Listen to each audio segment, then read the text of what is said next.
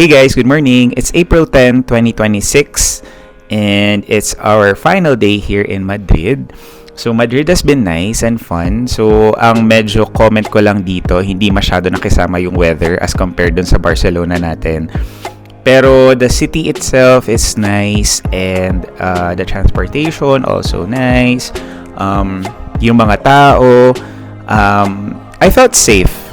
Surprisingly, even though parang sinasabi nila yung mga tao sa Spain, 'di ba, maraming pickpocket ganyan.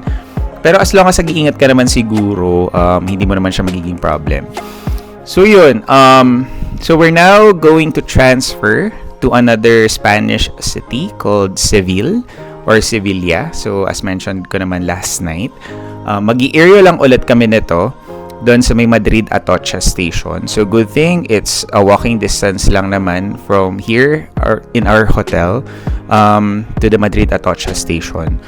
So nag-ready lang kami nito, then mag-check out na rin in a bit. Tapos maglalakad na lang doon sa Madrid Atocha station for Iryo train. So yun na muna guys, and I'll try to show you later once we're in the train na. Syempre pag naglalakad din ako makapag-vlog kasi dalawa nga yung maleta ko. So yun na muna guys, see you later! Hey guys, so andito na tayo ngayon sa Iryo, sa loob ng train. Mabilis lang naman. Actually kami pa yung nauna sa pila. So, ang estimated time of departure is at 12:40 na tanghali. Darating doon mga 1. So I think mga 1 hour something na lang yung flight going to Sevilla, Spain. So pakita ko sa inyo yung interiors ng train. So yan, so again dito tayo sa Infinita Bistro na carriage sa car 1. So ito yung parang pinaka first class nila dito kasi nga kailangan dalawang paleta namin. So maluwag yung seats, ganyan. So as you can see naman, maganda yung headrest. Tapos may sariling table siya. Tapos may legroom. Ayan, so may foothold doon. So maluwag siya. Yan. Tapos ito rin yung may food mamaya. So, pakita ko sa inyo mamaya once meron na yung food. Okay, so here's our food. Cannelloni. Tapos I ordered orange juice and some sparkling wine. Sa Mark parang salmon. So, off to Sevilla. Hey guys, so we finally made it here sa Sevilla Santa Justa. So this is a train station nitong area. So ito yung area. So yun siya, nakaba na kami. So we're now walking I think magme-metro kami or bus papunta sa hotel namin here in Sevilla. So far the weather normal, medyo hindi siya malamig, hindi rin naman mainit. Pero medyo dahil naka-jacket ako, mainit siya. So, bakit mag-describe? Anyways, sige, I'll try to show you guys kung ano pa yung process later on how to get to the hotel if kaya. Kasi nga, as you know, dalawa yung maleta ko, mahirap mag-vlog. So later guys. Hey guys, so we're finally here in the hotel. Ito yung parang hallway niya. So, yan siya. Anong meron dito? So, yan yung view. So, yung mga rooms. So, we are room 224. So, 228. 27. So, here we are. Room 224. Where's our key?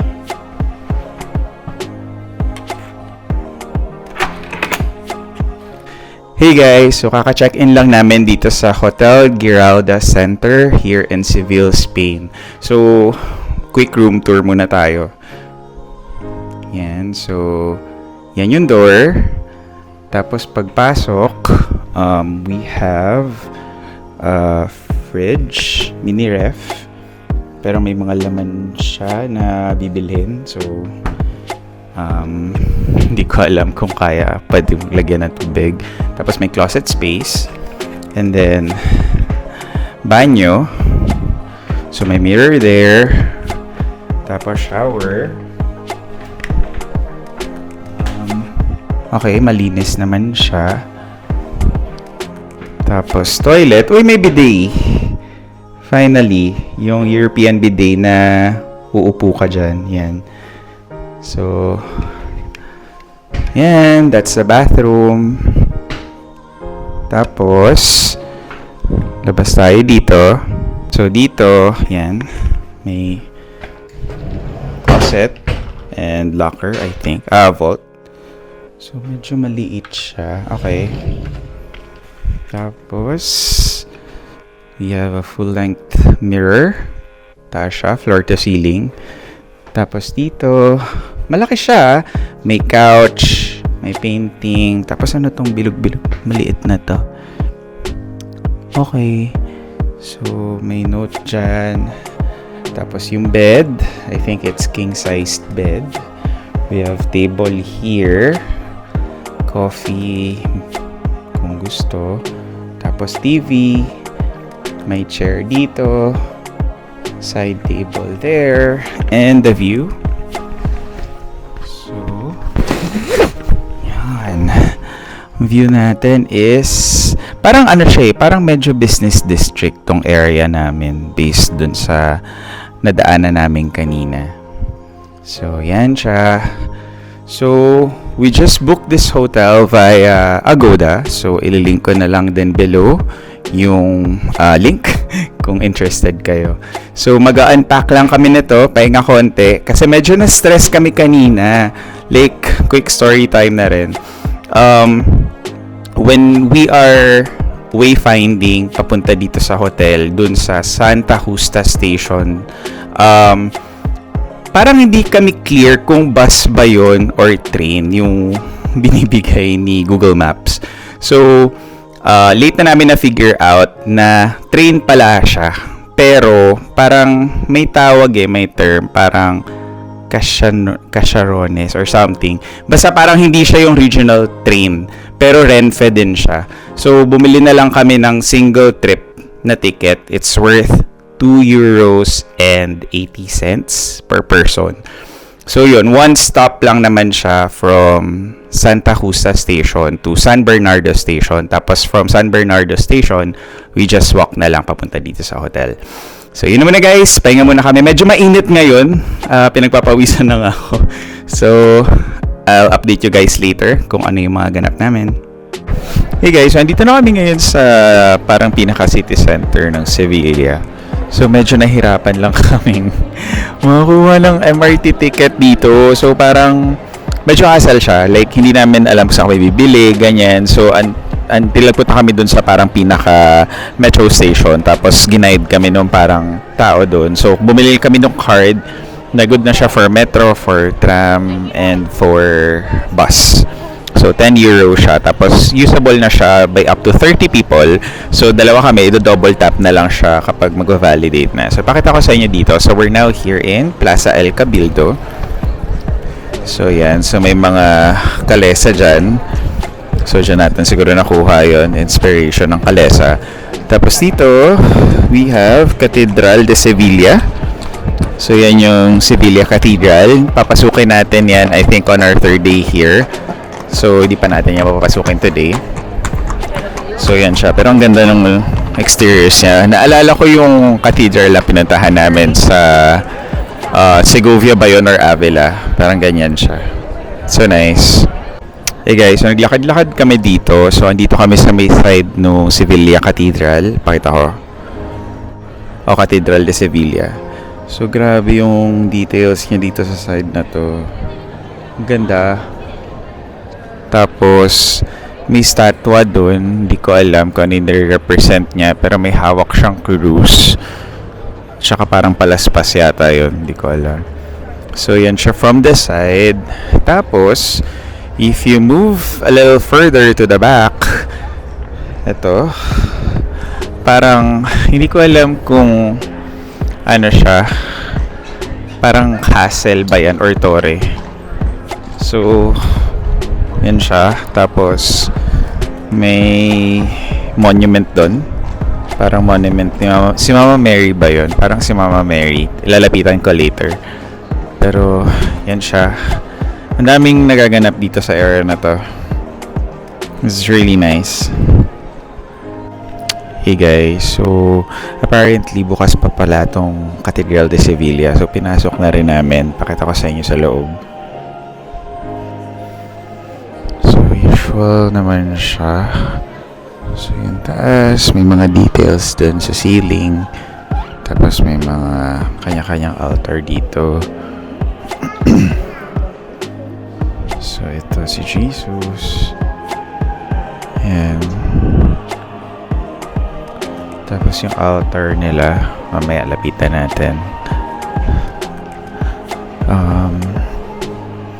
Ito parang si Mama Mary yata siya. Tapos dito sa part na to, nakasara lang siya, pero parang other half of the cathedral sa loob. Yan. Tapos let's check the other parts. Si Mama Mary. Ito, Santo Niño. Hindi. Oo, parang Santo Niño. Pero parang resurrected Jesus yung suot niya. Ito, St. Francis ba yan? Hindi ko alam. Walang label kasi. Sorry na. Tapos ito yung altar. Ay, ang ganda. Grabe, sobrang detailed. Ito din. The details, nakikita nyo siya up close. Tapos parang luma na siya. Upo tayo.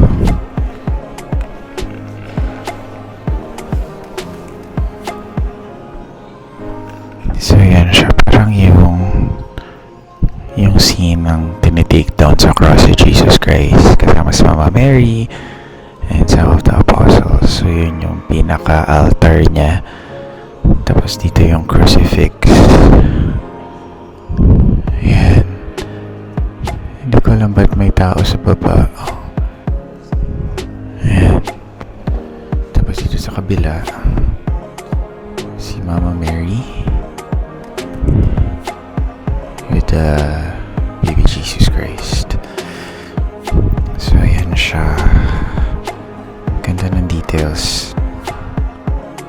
Okay guys, so we've decided na mag-dinner na muna dito sa Las Tablas, Sevilla. Pakita ko dito. So ayan siya, Las Tablas, Sevilla. So yung food dito, pakita ko. Ayan, so tapas. Nakikita ba? Ayan, tapas. May mga platters din naman. Ayan, but we've decided na mag-burger. So, ayan kami. So, mga burger kami. Tapos, mark kami na Andalusian Spritz. So, ayan siya. So, here's what I ordered. So, ano siya? Yan, parang Brutale Burger with wedge fries. Tapos, Andalusian Spritz. So yan, that's what I ordered here in Las Tablas, Sevilla.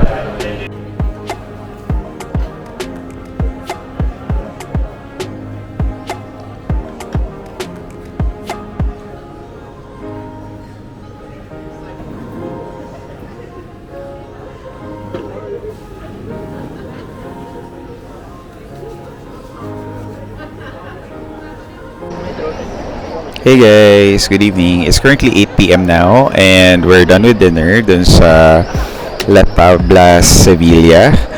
Las Tablas ba yun? Basta LP Sevilla. So we're now here in Cetes de Sevilla. Pakita ko sa inyo. Yan. So ano siya? Parang wooden structure siya dito sa Seville. So Cetes kasi diba parang it means mushroom in English. So, yan siya. Tapos, merong I love Sevilla na sign doon. Dami lang nagpapapicture. So, we'll try to get a picture there later. So yan siya.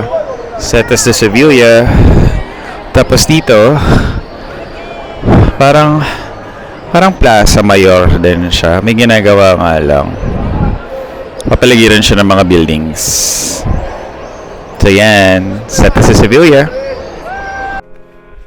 Hey guys, good evening. So we're back in the hotel. Nakapag-prep na rin na to and ready for sleeping na.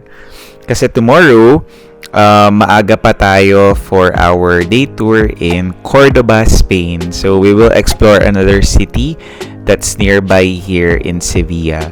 So, kamusta ba yung first day namin dito sa Sevilla? Well, first of all, yun nga, parang na-mention ko naman na earlier na medyo stressful siya when it comes to figuring out yung transportation system dito kasi very limited ng metro stations. Pero walkable naman yung city. Mahirap makita kung saan bibili ng card, ganyan. So, kasi parang may tatlo silang transportation means dito. So, they have the bus, yung tram, tsaka metro. Tapos, wala pa masyadong guide online. And, yun. Kaya, I think yun yung mas nagpahirap. So, hopefully, with this vlog, kahit papano matutunan nyo kung paano yung transportation system dito sa Sevilla. Tapos, ano ba? Sa food, same lang naman. Pero I think, nasa center nila, yung malapit dun kanina sa may Sevilla Cathedral. So, parang dun yung pinaka-center niya talaga. So, okay naman so far yung mga experiences namin. So, tomorrow, hopefully, I think kasi mas magaganda yung spots sa pupunta natin sa Cordoba tomorrow. So, papakita ko yun bukas. So, excited. So, yun na muna guys. Papahinga muna since maga pa ulit tomorrow. And I'll see you tomorrow. Bye! Hey guys, good morning. It's April 11, 2026. And it's our second day here in Sevilla, Spain. For today, we booked a day trip to Cordoba, Spain. So, we booked this trip via Get Your Guide. So, papunta na kami nito ngayon. Meet-up time is 8:50 in the morning. It's currently 8:35. So, maglalakad lang naman dito from hotel to the meet-up point. So, I'll show you guys later kung ano yung makikita natin sa Cordoba. So, tara, let's go!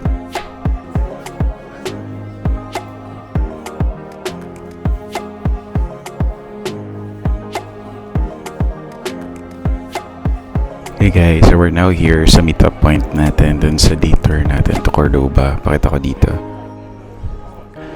So, dyan siya yung may Naturanda na sign.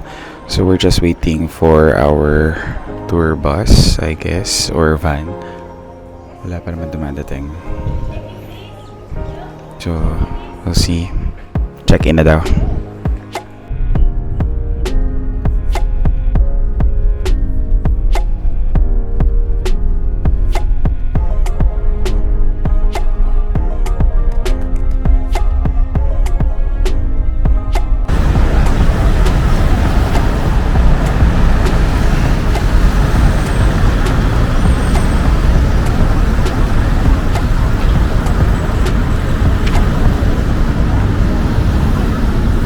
This is city of Carmona.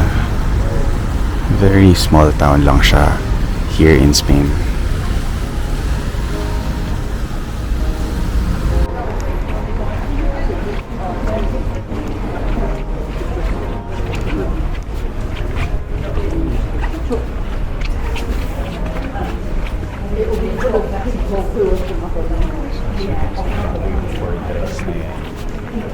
Pinagpatong-patong daw siya since 13th century.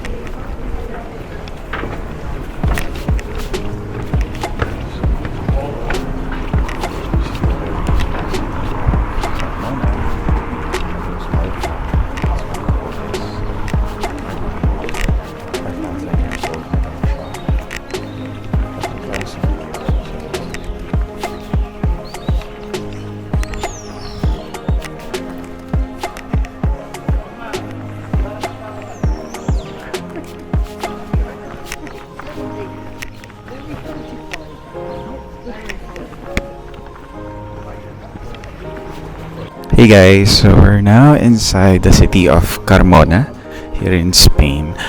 So, ba't daw ba namin siya pinuntahan? Kasi part siya, along the way na siya. So, pinuntahan na lang rin namin siya. So, we have less than 30 minutes to explore this town. It's very old based on the buildings. Pakita ko sa inyo. So, yan siya. So, kanina nandun kami sa may San Ferdinand Square. So, siya yung king. Parang sumakop dito sa Carmona, sa Cordoba, tsaka sa Seville. So, ito, church. So, quickly glimpse na lang ng mga areas dito sa Carmona. Kasi nga, very quick lang kami dito. Tapos, meron din daw dito yung City Hall. If you go straight. So, ito, another church here. So, marami siyang churches. Inang lalaki.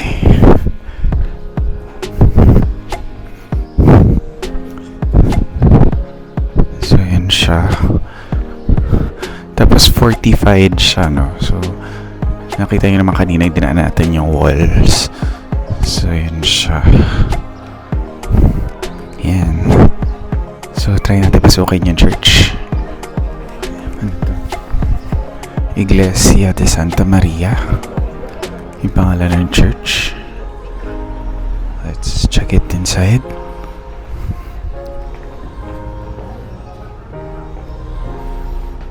May bayad yata. May bayad. So, wag na lang. Tsaka kulang na rin yung oras natin to explore inside. So, dito na lang tayo sa may city grounds. So, yun siya. Si Santa Angela de la Cruz. Juan Carino. So, yun siya. Explore ko pa mamaya yung other parts of the city.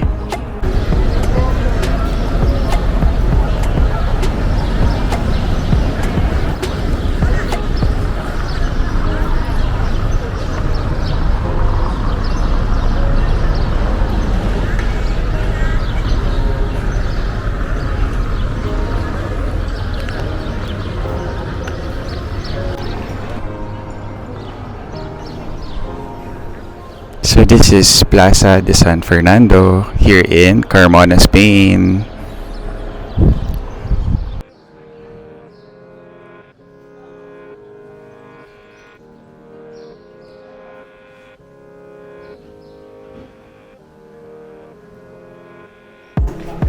Anyway, so pabalik na kami dun sa may meetup point namin. So very quick lang naman talaga. Quick stop lang dito sa Carmona. May na-observe lang ako yung mga kasama naming nagtutour plus yung other groups ng tourists. Parang nasa mga older side na sila, like may mga saklay, ganun level, as in mga lolo't lola na. So wala masyadong, parang kami na yung pinakabata dito. So wala lang, feeling ko parang tong destination na to mas preferred siya ng mga more matured people kasi nga siguro mga old cities ganyan. So siguro yung mga younger groups like sa cities lang, sa mga Madrid, sa Barcelona, ganyan. So pakita ko dito, although maganda rin naman siya, diba? Parang tapos wala masyadong tao nga, puro matatanda lang na tourists, pero okay lang naman. Ayan, diba? Ang lakas maka-lokal. Tapos yan, ito yung fortress na 3 layers daw yan. Kasi 'di ba parang dumaan tong City of Carmona sa different na mga pananakop. So nasakop din siya ng North Africa, ganyan, for the Muslim culture, ganyan. So yan, madami siyang fortifications. So that's nice.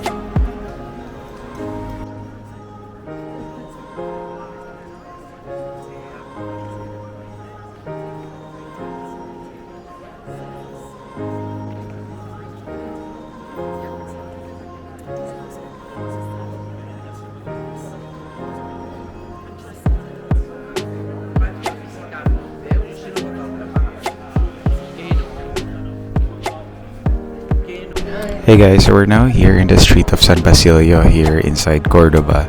So, pakita ko dito. Famous tong street na to for parang competition within houses na parang may mga flower arrangements, ganyan. So, kasi parang dahil nga sobrang mainit dito during summer, parang it's their way to keep their house cooler kasi parang inside the houses may parang patio or garden, ganyan, that traps cool air. Tapos yun nga, with many plants, with many flowers, mas parang nare-retain yung cold air. So, yan siya. San Basilio.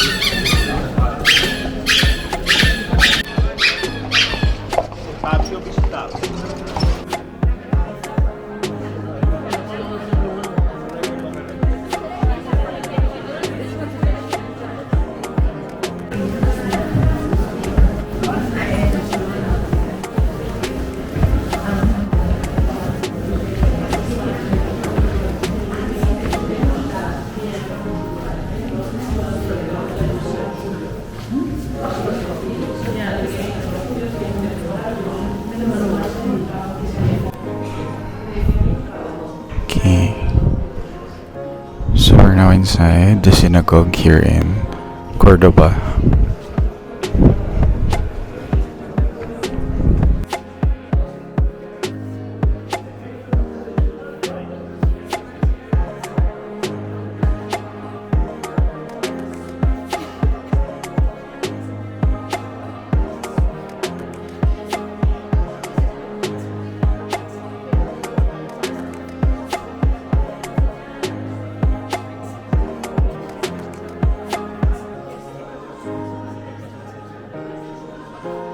Hey guys, so we're about to have lunch here in Cordoba. So to a restaurant called La Antigua or the Old One. Pakita ko sa inyo yung menu. Yan. So yan siya. So may mga traditional na Cordoban dishes to get started. Yan. So yan yung menu nila. So I'll check. Papakita ko sa inyo later kung na-orderin namin. So yung restaurant. Yan yung owner, yung matanda. So we decided to order na lang tong set menu. So we have to choose one each for primero, segundos, and drink for €20.90. Yan, so ito yung appetizer ko. Parang eggplant siya na fried with sauce. So ano siya? Local cuisine here in Cordoba. Tapos order na lang din ako ng sangria. So, halos every meal sangria na lang yung drink ko dito. Here's Flaming Queen. So, ito yung parang second plate namin. So, parang siyang pork embutido yata. Tapos with fries. Yan. So, let's try it. So, we're about to enter the mosque. So, ito yung parang pinaka-entrance niya. So, this is a very interesting structure. Dahil nga mosque siya, pang Muslim siya, pero kinonvert siya into a Christian church. So, we'll see the details more when we get inside.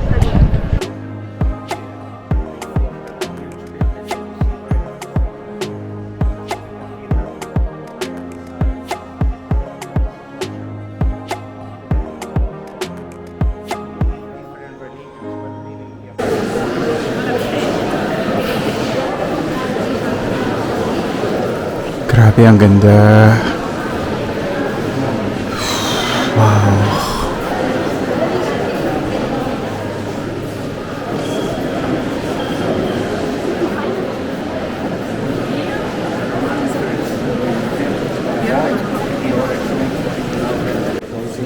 Families that can afford it, they go a lot to make a salary, and they get to send to the salary and stuff. And this family, that's one of there's a process of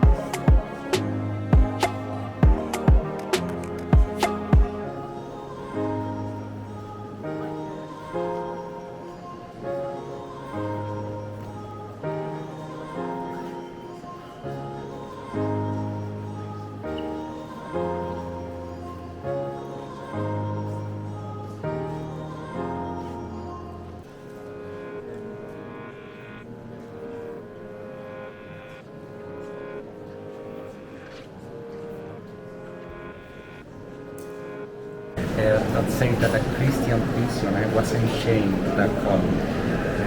And with the nail, people make a cross that you can see on the stone, on the column. If you move a little bit closer, you will see there is a cross, and the legend say that it is with the nail. It could happen. It could happen. Hey guys, so I'll just summarize kung ano man yung mga nakuha ko kaninang facts about the mosque. So although it is called the mosque, it is already a cathedral since 1256. So originally mosque siya, tapos kinonvert siya into a cathedral when syempre na tawag dito, nasakop ng Spain yung original na Cordoba, kasi before ang Cordoba madami siyang pinagdaanan meron yung mga Moors, ganyan, mga African, which is yung North Africa, yung mga Morocco, ganyan, which is a Muslim country, di ba?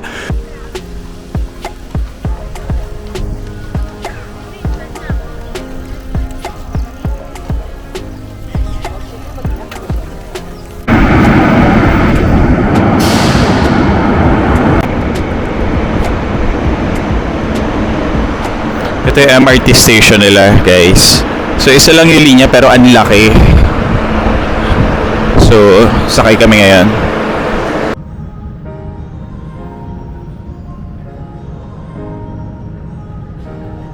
Hey guys, so we're now here in Gino's.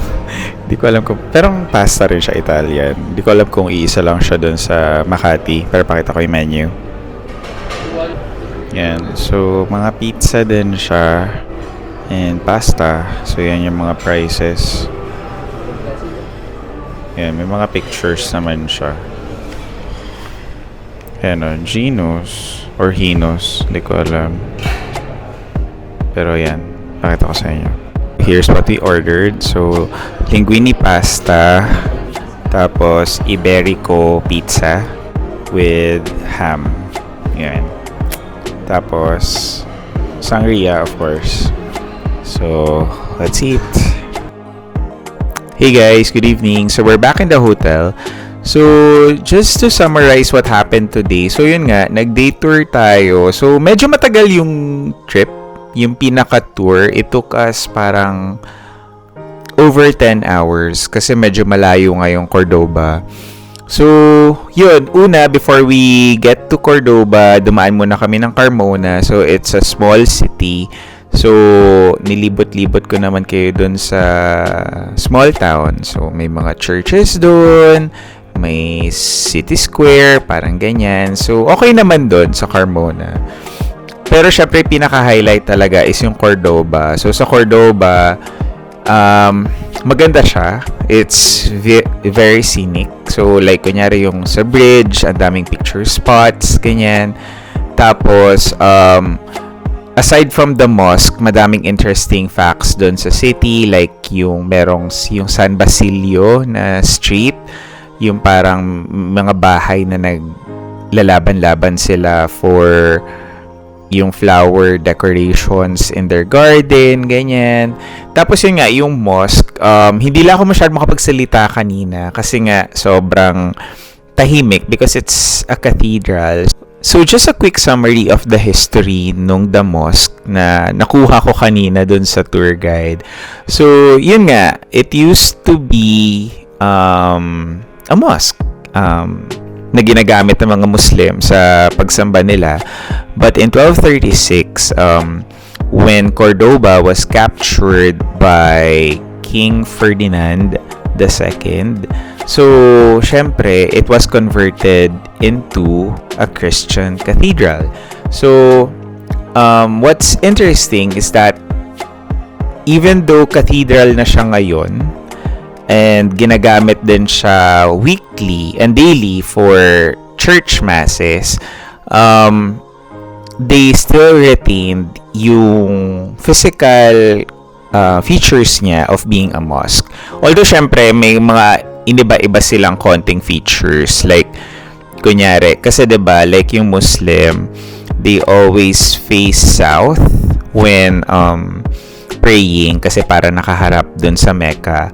So, parang, tapos the church naman, since parang nakaharap naman siya sa east yata dapat yung altar. So parang may mga walls sila na tinibag, ganyan. Tapos nag-built sila ng mga altars within the walls, ganyan. So very interesting no history nung architecture niya. Like meron doon yung mga pillars, iba-iba yung itsura niya kasi parang para mas mapabilis yung paggawa niya. Parang nag-contribute yung mga different buildings ng pillars nila para magawa yung mosque agad. So, maganda siya. So, makikita niyo naman sa mga videos ko kanina na it's very interesting and very solemn ng place. Kaya nga, hindi ako masyadong makapagsalita rin doon dahil nga, yun nga, ang tahimik, so nakakahiya magsalita, parang ganyan. So yun, yun lang naman yung nangyari for today. So tomorrow, it's our last full day here in Sevilla, Spain. Yung nakaplano lang namin for tomorrow mainly is yung Alcazar here in Sevilla. So doon ginanap yung Star Wars na movie. So, may reservation kami doon ng 11:30 in the morning. Tapos, baka pa-Plaza España rin kami dito. So, malapit lang kasi yon. And others. So, titignan namin kung ano pa yung mapuntahan namin tomorrow. So, sasama ko na lang kayo guys kung saan man kami mapunta. So, yun na muna guys.